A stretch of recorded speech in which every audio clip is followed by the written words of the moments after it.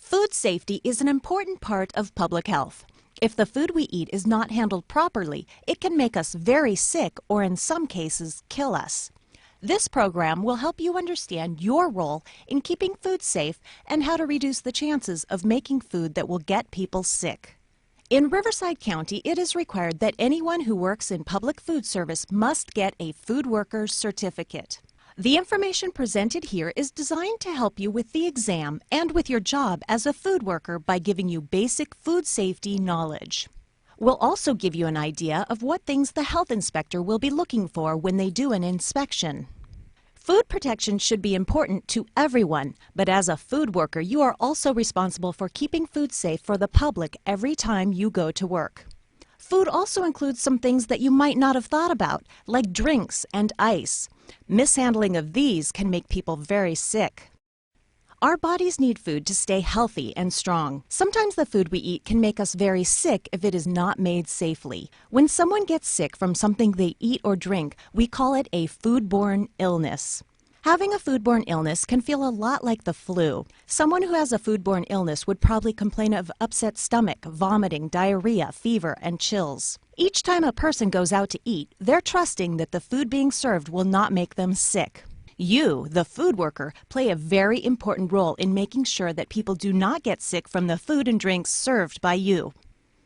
So why does only some food make people sick? What makes it bad? Sometimes food can become unsafe when it has something in it or on it that is not normally a part of it. This is called contamination. There are different types of contamination. Let's look at them. Physical contamination. This happens when something you can see and feel gets into a food item.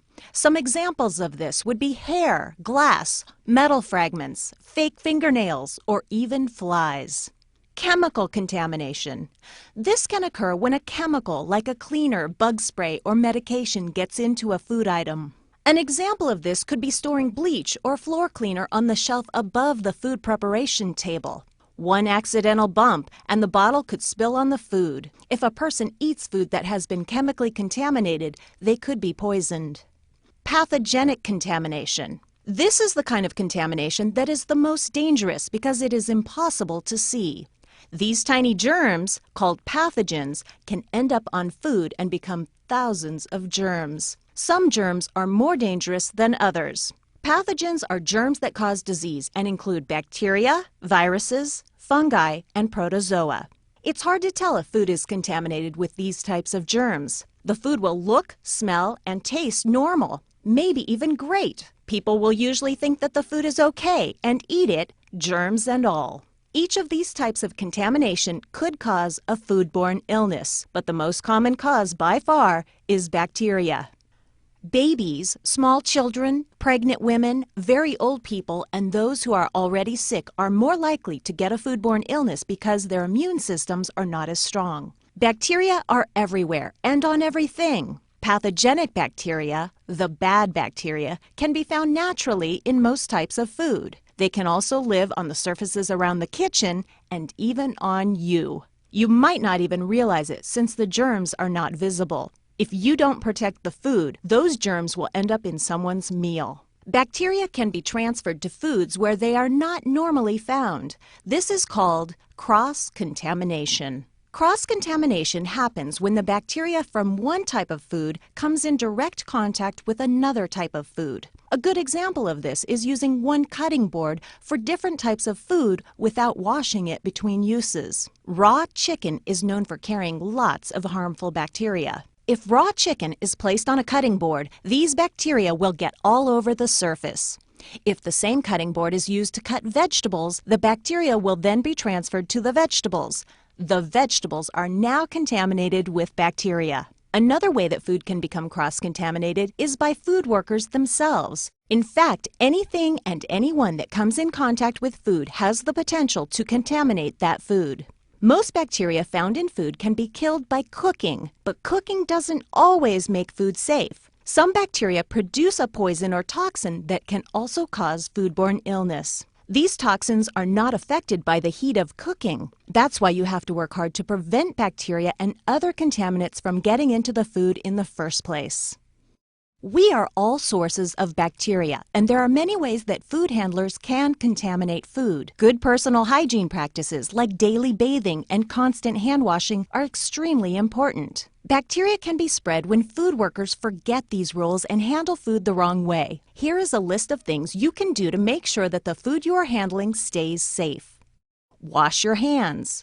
A lot. Don't wear jewelry. Keep fingernails short. Cover open cuts and wounds. Keep your clothes clean. Keep your hair restrained. If you are sick, don't work around food. One of the most important things you can do to prevent foodborne illness is wash your hands. Science has shown that when food workers frequently wash their hands with soap and warm water, most of the germs are removed and don't make it into the food. Remember, whatever your hands touch will end up on the food unless you wash them. Always wash your hands after using the restroom, touching your face or hair, sneezing or coughing, smoking, using chemicals or cleaners, and taking out the garbage.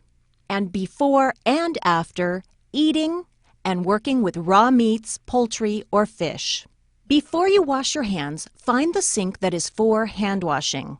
Do not use food preparation sinks or dishwashing sinks to wash your hands. The hand wash sink should always have liquid soap and single-use paper towels or a hot air blower. It should never be blocked and needs to be easy to get to at all times. Did you know there's a right way to wash hands? Following these 6 steps can help make sure that you are doing your part in keeping bacteria out of food. First, turn on the warm water to a minimum of 100 degrees Fahrenheit and wet your hands under the running water. Next, put some liquid hand washing soap in your hand. Wash your hands for at least 15 seconds. It might be easy to time this by singing a song like Happy Birthday 2 times in your head or saying the alphabet slowly. Rub your hands together to make a lather, making sure to get in between all of your fingers and under your fingernails. Also, scrub the backs of your hands and all the way up to your elbows. When you have finished, rinse the soap off with warm, clear water. Dry your hands with a paper towel or hot air blower. Use the paper towel to turn off the water so you don't pick up more germs. Hand sanitizer is a great addition to hand washing but should never be used in place of it. After following the correct hand washing steps, you can use hand sanitizer before going back to food preparation. Wearing gloves when you make food is also a nice addition to hand washing but is not generally a requirement. Keep in mind that wearing gloves does not mean that you don't have to wash your hands. Hands should be washed before putting on a fresh pair of gloves and after gloves are taken off. Also, gloves should be changed as often as hands would normally be washed. Disposable gloves may not be reused. When you are making food, you should not wear jewelry that could get in the way or spread bacteria. The state law says that if you wear anything more than just a plain wedding band, you must wear gloves when you are working with food.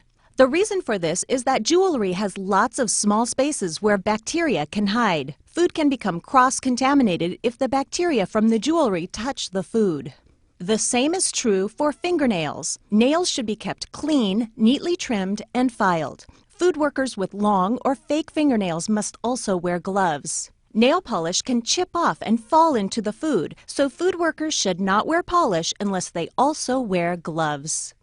Every human being carries bacteria in their body. This means you can be a source of contamination if you are not careful. If you have any cuts, open sores, or rashes on your hands or forearms, you must cover them with bandages and wear gloves when working with food. If not, the bacteria, blood, or pus from your body can get into the food. You must wear clean clothes when working with food. Food that is spilled, splashed, or wiped onto clothing will let bacteria multiply. This bacteria could then get onto hands, equipment, or food. Wear an apron to cover your clothes and change it whenever it gets dirty. Also, don't wipe your hands on your apron or clothing. Remember, hand washing is the most important thing you can do. Long hair should be pulled back or worn inside a hat or hairnet so it doesn't fall into food. If you are sick, you can get everyone around you sick. This includes those whose food you are making. It is very important to stop handling food or utensils if you think you are sick. Food workers that are coughing, sneezing, or have a runny nose that doesn't stop should stay home or be moved to a job duty that does not involve food or utensils. For really bad illnesses, especially those that can be passed along through food, the food worker cannot come to work unless they are no longer sick. As we've discussed, some bacteria can be found naturally in food and others can get into food through bad food handling practices. Our bodies can usually fight off small numbers of bacteria. Bacteria become dangerous when they are given the chance to multiply.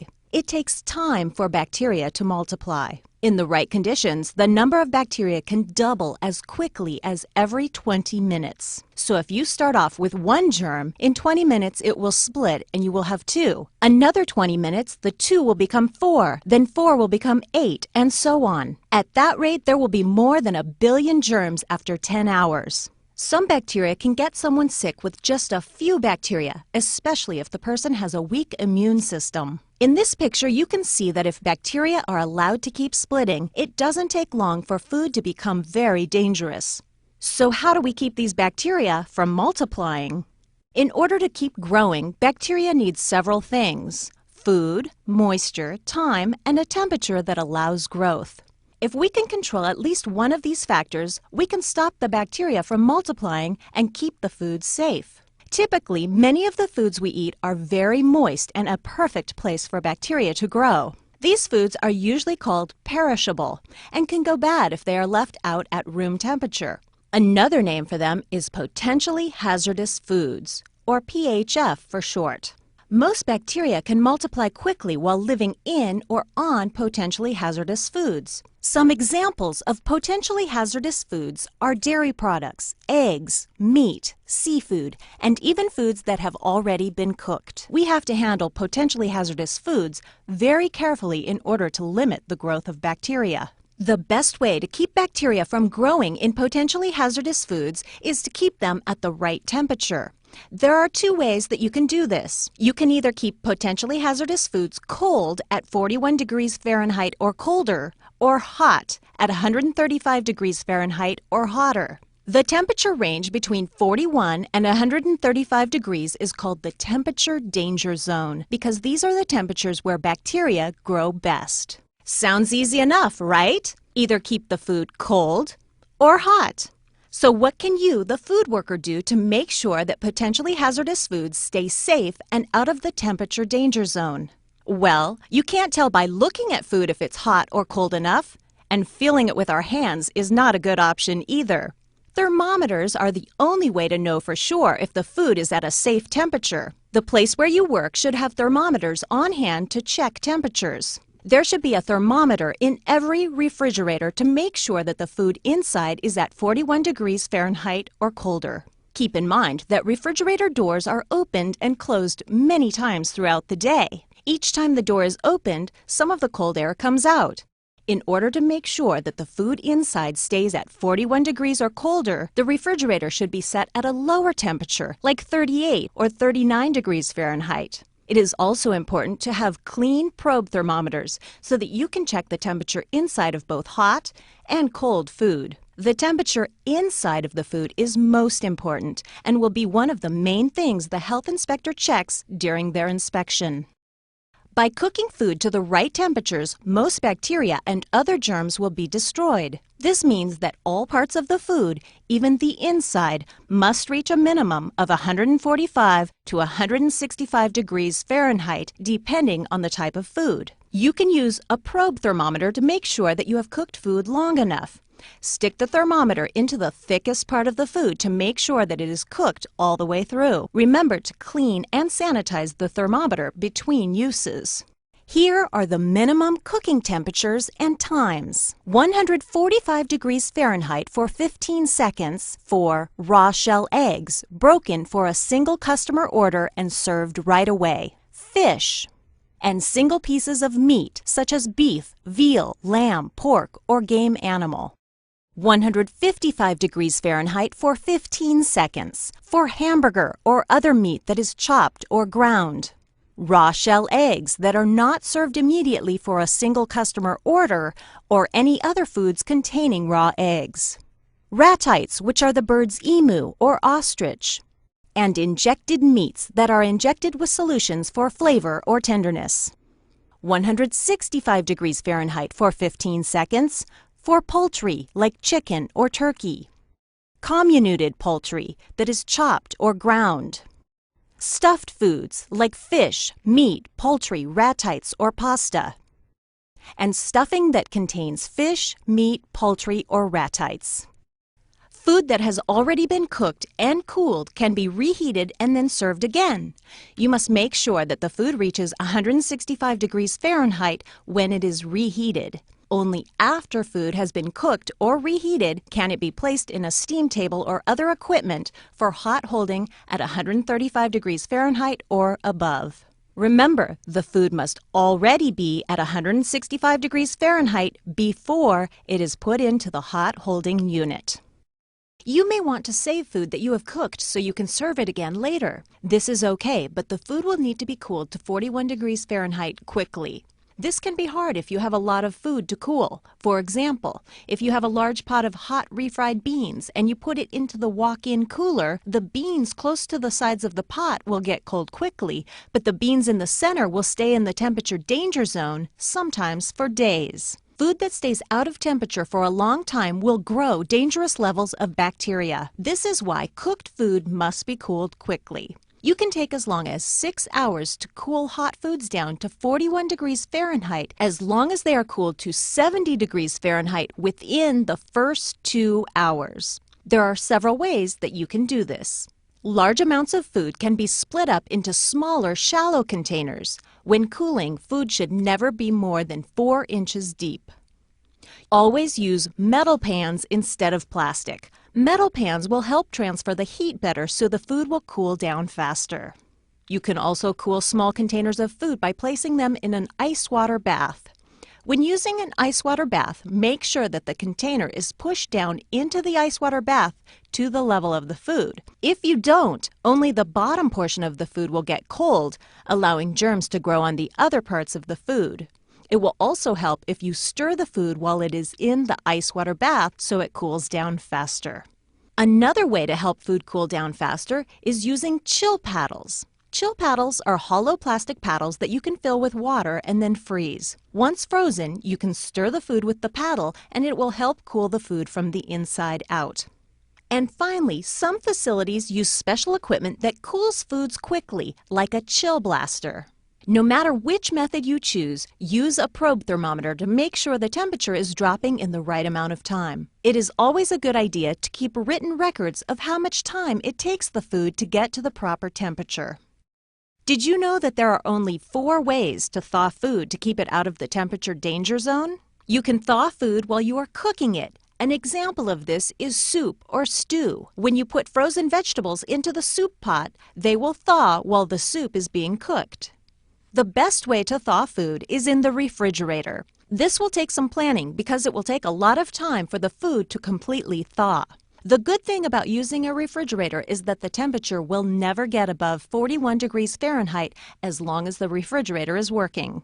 Another way to thaw food is in a clean preparation sink. The sink should be filled with cool water so the food is surrounded.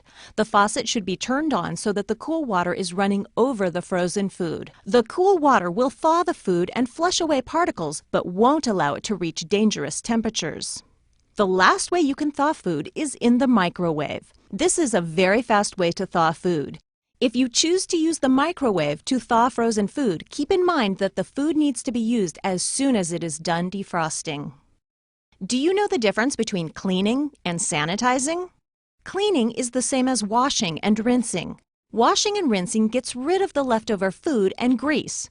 Sanitizing kills the germs. Items need to be washed, rinsed, and sanitized after every use, and sometimes more often. Utensils that are used for serving or cutting all day should be cleaned at least every 4 hours. In order to wash the dishes by hand, you need a 3-compartment sink, which is one large sink area with 3 sinks in it. 3 compartments are needed so that you can wash, then rinse, and also sanitize the dishes and utensils. There are 4 steps to make sure that the dishes, silverware, cooking utensils, and other food contact surfaces are safe to use. The 4 steps should be done in this order because if done incorrectly, germs might survive and people could get sick. Step 1 is dishwashing.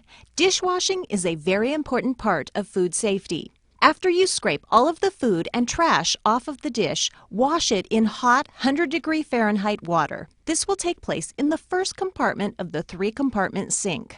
You can use regular dish soap and some sort of tool that will help you scrub the dish like a brush or a cloth. Step 2 is to rinse with warm water in the 2nd compartment to remove all soap and bubbles from the dish. After the dish is rinsed, it should be placed in the 3rd compartment for Step 3. Step 3 is sanitization. The 3rd compartment should be filled with water and one of the approved sanitizers, either chlorine bleach, quaternary ammonia, or iodine. The dish should be placed under the sanitizer water for 30 to 60 seconds, depending on what type of sanitizer you are using. If you're using 100 parts per million concentration of chlorine bleach, you will need to soak the dishes for 30 seconds. For 200 parts per million concentration of quaternary ammonia, the dishes should soak for 60 seconds.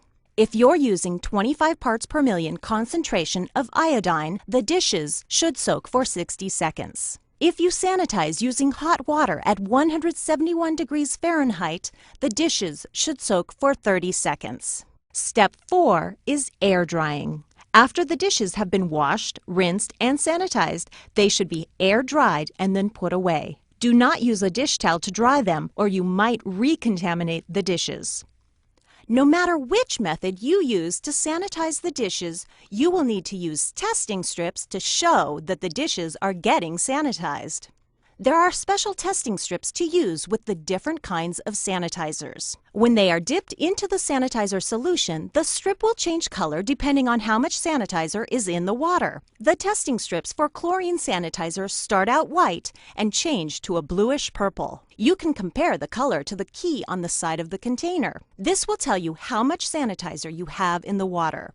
The chart below shows that chlorine sanitizer should measure 100 parts per million, or ppm. That means for every million parts of water, you would add 100 parts of chlorine. This is about 1 capful of bleach for every gallon of water. At 100 parts per million, chlorine sanitizer will kill bacteria. If the reading on the strip is lower than 100 ppm, then you will need to add more sanitizer. If it is higher than 100 ppm, then you should add more water. Keep testing the water until you get the right mix of water and sanitizer. The strips for quaternary ammonia and iodine sanitizers can be used the same way. Follow the chart to make sure you have the right amount every time you set up the sanitizer solution. Some places have machines that will automatically wash, rinse, and sanitize the dishes. Dish machines are pretty easy to use, but they still need attention. Some dish machines use chemical sanitizers, similar to those we talked about for hand washing dishes. Other dish machines use very hot water to sanitize dishes.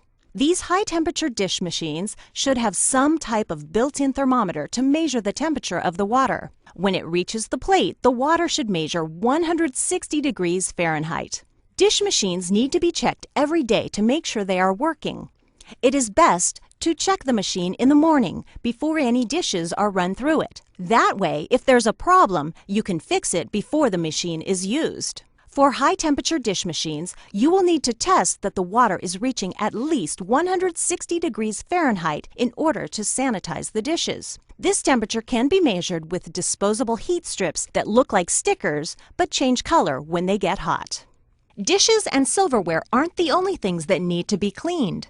Floors, walls, ceilings, equipment, and shelving all need to be kept clean and in good repair. If it is used daily, it should be cleaned daily. Some things even need to be cleaned every 4 hours. Make sure that you are cleaning in those hard-to-reach areas underneath, behind, and above shelving and equipment. Don't forget the restrooms and trash areas. Bacteria can live there too. It's a good idea to keep a schedule of cleaning so that nothing is left out. There are some things that are too large to fit in the sink or in the dish machine. These items must be taken apart and cleaned where they are. For instance, the mixer is too large to fit in the dishwashing sink, but it breaks down into smaller pieces that will fit. The process will follow all of the same steps that we talked about earlier. First, it should be washed in place with soap and hot water. Take a bucket of soap and water and a cloth right over to the area where that large piece of equipment sits. Then the equipment should be rinsed in place by using a clean, wet cloth to remove the soap. Sanitizing in place is a snap. Just fill a spray bottle with a mixture of sanitizer and water, test it with a test strip to make sure it's the right amount, and then spray the sanitizer on the surface of the piece of equipment. Don't forget to let it air dry so the sanitizer can do its job.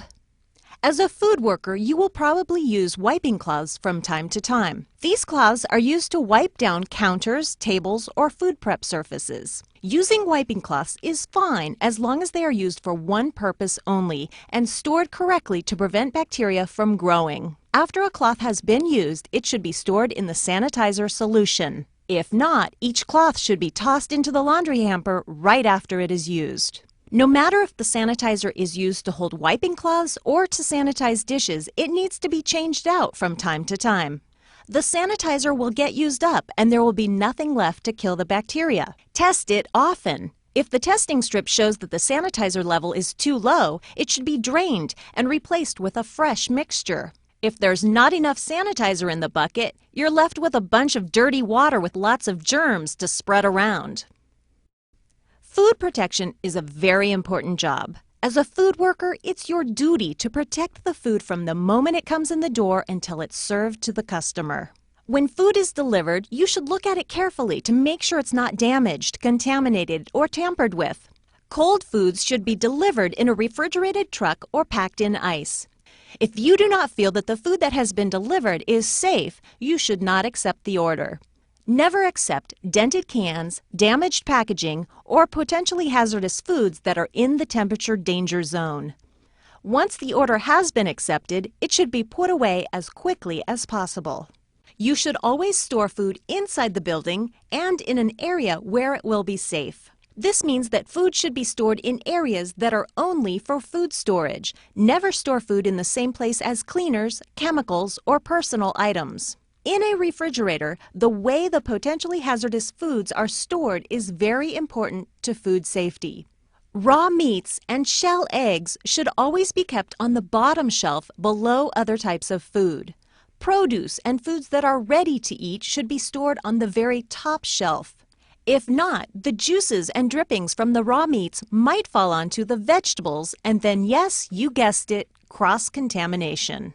The raw meats and eggs should also be kept separate from each other. You wouldn't want the juices from the chicken to get on the beef or an egg to break and fall onto a raw hamburger patty. Cross-contamination is dangerous, so be careful where you place things in the refrigerator. Food containers should be covered and labeled. They should also be stored at least 6 inches off the floor. This will make it easier to clean the floor and allow more airflow.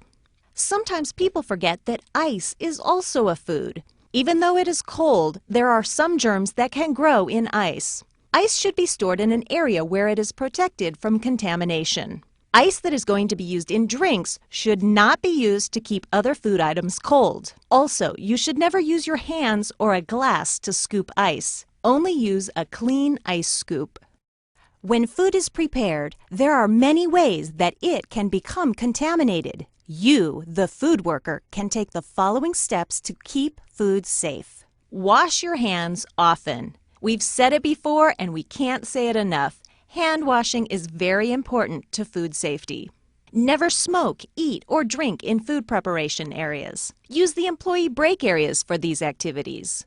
Prepare raw food separately from ready-to-eat food. Cutting lettuce on the same cutting board where raw chicken was just sliced is a surefire way to spread bacteria. If possible, use separate cutting boards and knives for different types of food. If not, just remember to clean and sanitize the cutting boards and knives between raw and ready-to-eat foods.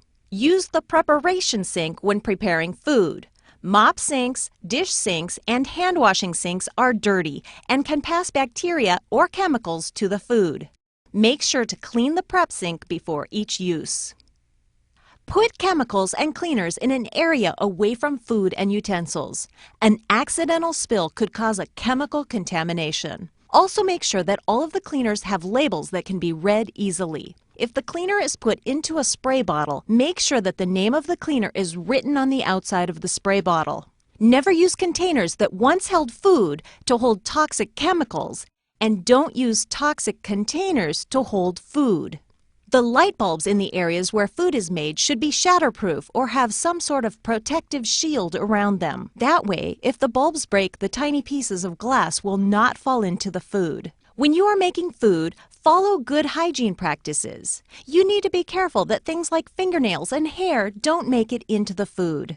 When you serve food, try to use a utensil like a spatula or spoon. When you pick up plates, glasses, or silverware, make sure that you don't touch the part that will touch the customer's mouth. Leftover food should never be served to other customers. If the food has been served once, it should not be served again. Even if the customer didn't touch their food, it has to be thrown away. Only unopened, packaged foods like crackers and condiments can be restocked. All food made for the public must come from an approved source. An approved source is a place where the food is made that has been inspected by the government. Food for the public cannot be made in a private home because private homes are not inspected or regulated in any way. Basically, there's no way to tell if the food is safe. Make sure that all food deliveries come from an approved source. Always keep the invoices and receipts in case the inspector needs to see where the food came from. Sometimes people like their food not fully cooked, and some food items are not meant to be completely cooked, like raw sushi and hollandaise sauce that is made with raw eggs. It is okay to make the food the way the customer wants it as long as they know that it is not fully cooked. If the customer orders the food undercooked, it is safe to say that they know what they are getting. But if the food they order is made with raw or undercooked ingredients, then they need to be told either directly or in writing on the menu. Rodents and insects can spread bacteria and contaminate food. These pests are very difficult to get rid of. The best thing you can do is keep them out in the first place. Keeping doors and windows closed or screened will stop the pests from getting inside. Flying pests like houseflies can be kept out by putting air curtains above the doors. Air curtains are machines that blow air downward at a high speed. Air curtains should turn on automatically whenever the door is open. All doors should automatically close completely. A good rule of thumb is to look for light coming in the cracks around the door. If light is making its way inside, chances are the pests are too. Rodents and cockroaches can flatten themselves and squeeze through very small openings. So how do you know if you have pests? Look for the common signs. Rodents will leave gray or black rub marks along the walls or shelves. They also leave droppings that can be seen easily. Cockroaches leave droppings that look a lot like pepper. Both rodents and cockroaches usually hide during the daytime, so you might not see them. If you do see them during the day, there's a good chance that you have a really bad pest problem.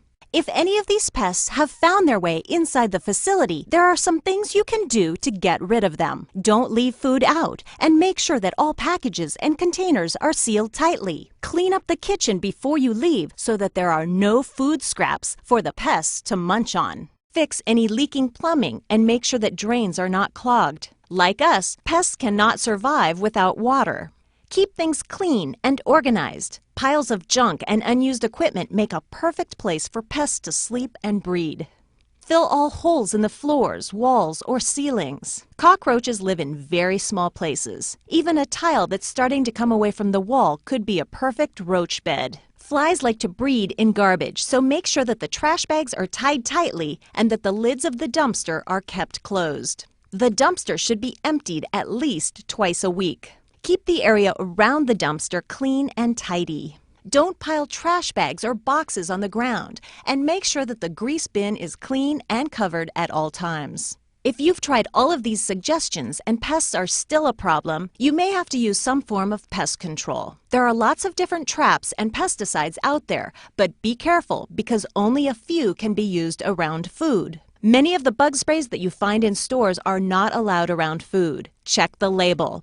It should say that the product is approved for use in a food facility. You can also hire a professional pest control company to help get rid of the pests. There are many different companies that you can use as long as they use products that are safe when used around food. You will see a lot of different signs posted in places that make or serve food, but there are 5 that are required by law. A sign should be posted next to each hand-washing sink to remind food workers to wash their hands before returning to work. There should also be a sign posted in the dining area that tells the customers if there is no restroom available for them to use. A no smoking sign should also be posted in the dining area.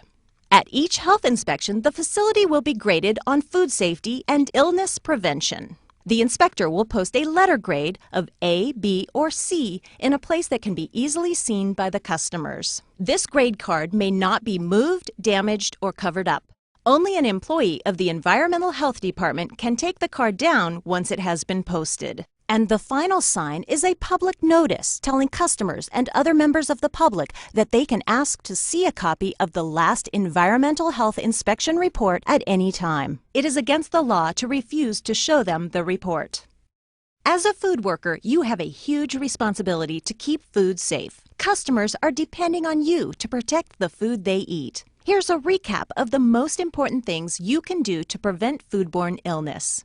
Wash your hands often with soap and warm water. Don't handle food if you are sick.